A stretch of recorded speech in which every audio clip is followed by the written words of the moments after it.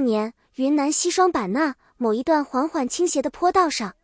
一个女生坐在行李箱上，发丝被风微微吹散，脸上是那种完全放松、完全信任的笑。男生在她身旁，单手握着行李箱的拉杆，就这样把她稳稳拖着向前滑行，没有台词，没有剧本，没有任何刻意摆拍的痕迹。就是这么一个10几秒的路透镜头，点燃了整个互联网。弹幕刷起来了，与 quote 青春文学照进现实，与 quote 评论区炸了，与 quote 这不是偶像剧吗？与 quote 导演你下来，这段我来拍。与 quote 那个坐在行李箱上的女孩叫田曦薇，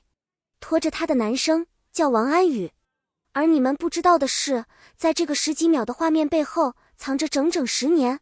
说真的，内娱不缺好看的面孔，不缺甜蜜的 CP， 不缺精心设计的综艺互动，但这一对不一样。他们的故事要从2016年说起。那一年，全国艺考大军正在涌向各大院校。18岁的王安宇顶着一张被网友称为与 quote 最帅艺考生与 quote 的脸，考入了中国传媒大学播音系。同样18岁的田曦薇从来没学过专业播音，却以一匹黑马之姿，在南京艺术学院播音主持专业的全国考核中拿下了第1名。媒体给了他一个头衔与 quote 最美艺考生与 quote 最帅遇上最美。听起来像是命中注定的开场，但那时候的他们还只是茫茫艺考人海里2个相互欣赏的普通朋友。两人在考场上相识，留了联系方式，约了饭，然后各自踏上了不同的求学之路。王安宇去了北京，田曦薇后来进入上海戏剧学院表演系，一个在北京，一个在上海。就这样，友谊在异地的距离里悄悄沉淀了下来。王安宇那时还是个刚出道的素人，在一次普通的直播里，他没有任何铺垫的说了这么一句话与 quote 我有一个特别好的朋友，他叫田曦薇，他没学过播音，但他考了全国第1。与 quote 语气里没有客套，只有真实的骄傲。那时候田曦薇还没有青青日常，没有竹玉，没有那500万新增粉丝，他只是王安宇嘴里那个与 quote 特别好的朋友与 quote。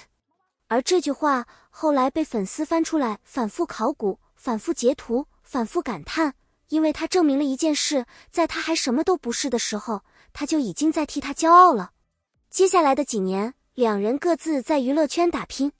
田曦薇凭借《青青日常》里的李薇一角真正出圈，那个乐观通透的女孩戳中了无数观众，单个名场面播放量突破2亿5千万。之后她又接连交出《大凤打更人》、《竹玉》，在95后小花的竞争中稳稳站住了自己的位置。王安宇则通过赤道积累口碑，一步一步从艺考生走成了真正被认可的演员。巅峰是不同的巅峰，轨迹是各自的轨迹，但这2个人的友情从来没有因为忙碌而疏离过。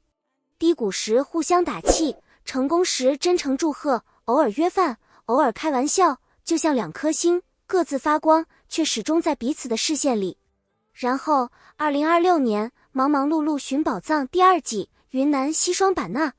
10年后，他们终于站在了同一个镜头里。如果你们觉得这件事不简单，记得点个赞，让更多人看到这个故事。节目还没有正式播出，路透先炸了全网。画面里，田曦薇一见到王安宇，根本不需要任何过渡，直接就挽上了他的手臂，那个动作没有半点犹豫，自然的就像是做了1000遍。而王安宇原本脸上没有笑容，就在田曦薇出现的那一瞬间，他笑了。不是综艺表情包那种夸张的笑，是那种控制不住的从眼睛里漫出来的笑。全程他紧紧跟在他身后，伸手搀扶，眼神追着他，仿佛生怕一不留神他就走丢了。然后就是那个行李箱名场面，田曦薇坐上行李箱，王安宇单手拉起，两人就这样滑行下坡。画面定格的那一秒，所有看到这段路透的人都沉默了一下，然后集体破防。这还没完，小火车驶过，王安宇在车上隔着距离远远认出了田曦薇，他没有等车停，直接探出身子拼命挥手，像个找到同桌的小学生。田曦薇看到他，毫不犹豫飞奔向车厢。弹幕当场炸裂，于 quote 青春文学照进现实，于 quote 还有那段于 quote 选搭档于 quote 节目要求嘉宾互相选择，田曦薇连1秒都没有思考，直接开口于 quote 我选王安宇灵魂搭档，于 quote 4个字，于 quote 灵魂搭档，于 quote 说真的，普通的综艺 CP 是制作组精心设计出来的，甜是甜，但你能感觉到那层刻意。而这2个人，你根本找不到任何刻意的痕迹，连同款的小动作都是无意识的，一起探头看车窗，同步伸手撑车门，被网友截图调侃与 quote， 连待机模式都复制粘贴与 quote。评论区告诉我，你是田安 CP 的老粉，还是被这波路透刚刚入坑的新人？还有一个细节太可爱了，一定要讲。就在王安宇拉着田曦薇做行李箱滑行的时候，黄明昊在旁边看见了，立刻撒娇与 quote 我也要与 quote， 然后直接跳上另一个行李箱。于是这个画面就变成了王安宇左手拉田曦薇，右手拽黄明昊，一个人带着2个人在平地上稳稳前行。网友当场封号与 quote 幼师带娃春游与 quote， 也有人说与 quote 猛男宇的甜蜜负担与 quote， 然后有人说了一句让人笑中带泪的话与 quote， 王安宇这左手是10年挚友，右手是今天刚认识的弟弟，他的左手才是真的重与 quote。 10年在娱乐圈是什么概念？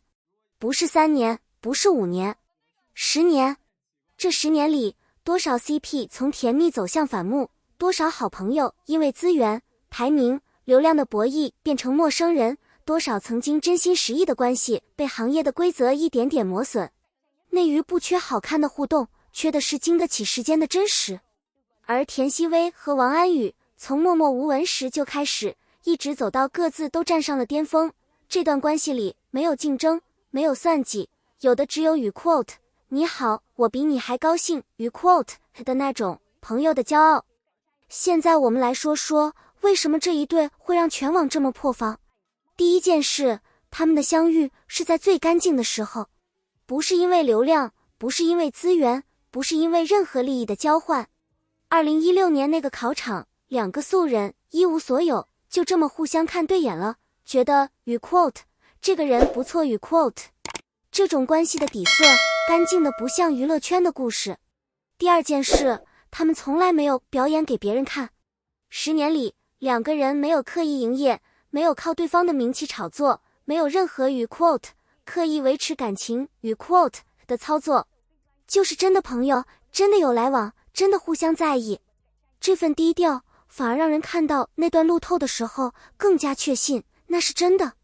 第三件事，他们告诉我们，在这个行业里，值得被好好对待的友情是存在的。娱乐圈这个地方，走进来的人太多了，能走出来的，走稳的，凤毛麟角。田曦薇和王安宇各自用作品说话，各自扛住了行业的压力。但更难得的是，在这一切的喧嚣里，他们还能坐在行李箱上，被对方单手拉着滑行，就好像什么都没有变，好像还是2016年那2个相互欣赏的18岁少年。这才是真正击中人心的东西，不是行李箱的画面，是那种画面背后的与 quote 我们走了10年，我依然最喜欢你在我旁边与 quote。 如果你也曾经有过这样一个朋友，那你看到这段路透的时候一定懂那种感觉，那种感觉不用解释，一眼就能认出来。好了，关于田曦薇和王安宇的故事，今天就聊到这里。忙忙碌碌寻宝藏第2季正式播出之后，不知道还会有多少让人心动的名场面在等着我们。你们期待这对发小上综艺吗？欢迎在评论区告诉我。喜欢这期内容的话，记得订阅我们的频道，我们下期见。